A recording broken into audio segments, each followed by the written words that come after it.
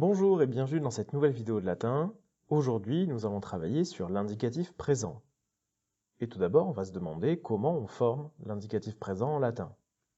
On va garder une règle générale qui dit qu'on ajoute au radical du présent les désinences actives ou passives. Pour le cas particulier des radicaux en consonne, donc la troisième conjugaison, en o, is, ere dans les temps primitifs, ou la troisième conjugaison mixte, ou conjugaison mixte, qui fait io, is, ere au temps primitif, on intercalera une voyelle de liaison entre le radical du présent et la désinence active ou passive. Cette voyelle de liaison, c'est la plupart du temps un i, et on verra quelques cas dans lesquels il s'agit d'un u ou d'un e. Pour les désinences du présent, je vous rappelle qu'une désinence, c'est ce qui marque la personne, le nombre, le genre ou le cas. Pour le verbe, une désinence va noter la personne et le nombre. On va faire la liste des 6 désinences du présent, alors sous forme de 2 colonnes. Tout d'abord la voix active, c'est-à-dire quand le sujet fait l'action du verbe, où on a à la première personne du singulier O, à la deuxième S, à la troisième T, à la première du pluriel mus, à la deuxième tis, à la troisième nt. Il faut bien retenir ces désinences, c'est celles qu'on trouvera la plupart du temps. Donc on retient OST, mus, tis, nt. Pour la voix passive, c'est-à-dire quand le sujet subit l'action du verbe, et on le voit surtout dans un second temps dans l'étude du latin, on va avoir à la première du singulier or, à la deuxième ris, à la troisième tour, à la première du pluriel mur, à la deuxième mini, à la troisième entour. On retient donc à la voix passive or, ris, tour, mur, mini, entour. Les verbes modèles qu'on va utiliser, tout d'abord les verbes réguliers. Pour la première conjugaison, on va prendre amo, pour la deuxième abeo, la troisième lego, la quatrième audio, et la mixte capio. Ce sont ces verbes-là qu'on utilisera dans la plupart de nos vidéos. Et pour les verbes irréguliers, je vous donne les 4 principaux, sum être, fero porter, eo aller, volo vouloir. On va aussi aborder quelques-uns de leurs composés. Si vous avez des questions sur les composés, je vous invite à regarder la vidéo sur sum et ses composés. Démarrons tout de suite par les verbes réguliers. Pour la première conjugaison, on ajoute juste après le radical les désinences personnelles. Par exemple, le verbe amo a un radical ama. On va le conjuguer ainsi à la voix active. Amo, amas, amat, amamus, amatis, amant. À la voix passive, amor, amaris, amatour, amamour, amamini, amantour. Vous pouvez voir tout de suite que le radical ama apparaît partout, sauf à la première personne du singulier. Amo est une contraction de amao, tout comme amor est une contraction de amaor. Pour la deuxième conjugaison, c'est bien plus simple. On a le radical ab et on ajoute les désinences abeo, abes, abet, abemus, abetis, abent.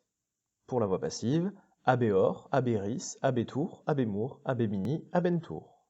Pour la troisième conjugaison, qui est une des 2 conjugaisons en consonne, on prend le verbe lego, qui a un radical leg, et on va surtout penser à ajouter la voyelle de liaison. Donc on a lego, legis, avec le i de liaison, legit, legimus, legitis, legunt. Ici, on a un u qui apparaît à la place du i. Pour la voix passive, on a legor, legeris, legitour, legimur, legimini, leguntour. Je vous mets en évidence les formes les plus difficiles. Legunt, legeris, leguntour. Pour la quatrième conjugaison, la conjugaison en i, on a le verbe audio, radical audi, et donc on ajoute simplement les désinences. Audio, audis, audit, audimus, auditis, audiunt. Ici, le u a été ajouté et il faut bien penser à le mettre. Au passif, on a audior, audiris, auditur, audimur, audimini, audiuntur. Même principe que pour audiunt, audiuntur présente un u entre le i du radical et la désinence nt ou entour. Enfin, pour la conjugaison mixte, la troisième conjugaison mixte, qui est aussi une conjugaison en consonne, on prend le verbe capio, radical cap, auquel on va ajouter une voyelle de liaison. On va avoir capio, capis, capit, capimus, capitis, capiunt. Le verbe capio emprunte à la fois à la troisième conjugaison et à la quatrième, d'où l'idée que c'est une conjugaison mixte. Et pour la voix passive, capior, caperis, capitur, capimur, capimini, capiuntur. Je vous mets en évidence une nouvelle fois les formes les plus difficiles, capiunt, caperis, capiuntur. Passons aux verbes irréguliers à présent. Tout d'abord le verbe le plus fréquent, sum, qu'on a déjà abordé dans une autre vidéo, et qui nous donne sum, es, est, sumus, estis, sunt. Et celui-ci, il faut le retenir entièrement. On prend un composé du verbe sum, un composé un peu complexe, possum, le verbe pouvoir, qui nous fait possum, potes, potest, possumus, potestis, possunt. Pour les autres composés de sum, c'est bien plus simple. On prend le préfixe plus la forme du verbe esse, c'est-à-dire le verbe être au présent, et on obtient adsum, absum, insum, desum, etc. Pour le verbe porter, le verbe ferro, on a ferro, fers, fert, ferimus, fertis, ferunt. Vous voyez que ce verbe-là ne présente pas vraiment de voyelle de liaison. Ce verbe se construit avec le radical suivi immédiatement de la désinence, sauf pour ferimus, la première du pluriel, et ferunt, la troisième du pluriel.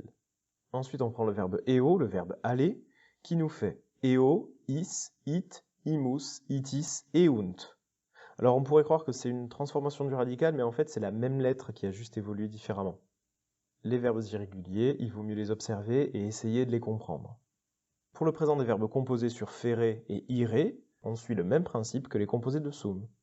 Enfin, notre verbe irrégulier, le verbe vouloir, qui a une conjugaison un tout petit peu plus complexe que les verbes précédents, puisqu'on va avoir des modifications très fortes du radical. On a donc wolo, wis, wult, wolumus, wultis, wolunt. Et sur le verbe vouloir, on a créé deux verbes. Le verbe noller, ne pas vouloir, qui nous donne nolo, non vis, non vult, nolumus, non vultis, nolunt.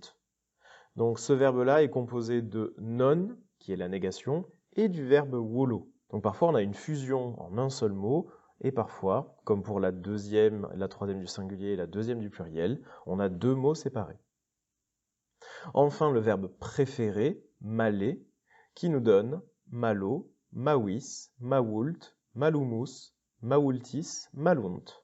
J'ai donné ces verbes-là pour que vous puissiez les observer, mais évidemment, quand on débute le latin, on ne s'attend pas à ce que tous les verbes irréguliers entrent en tête. Il faut les voir très progressivement, et surtout, il faut pouvoir les repérer dans les textes. C'est ça qui est très important. En bref, quelques petites informations à retenir sur l'indicatif présent. On l'obtient à partir du radical du présent auquel on ajoute une désinence.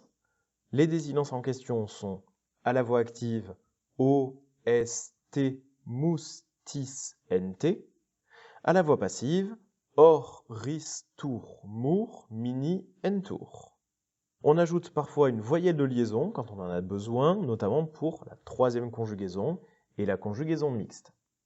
Enfin, la conjugaison du verbe être qu'il faut retenir, sum, es, est, sumus, estis, sunt. Voilà, j'espère que vous avez tout compris sur le présent de l'indicatif en latin. On se retrouve bientôt pour une nouvelle vidéo.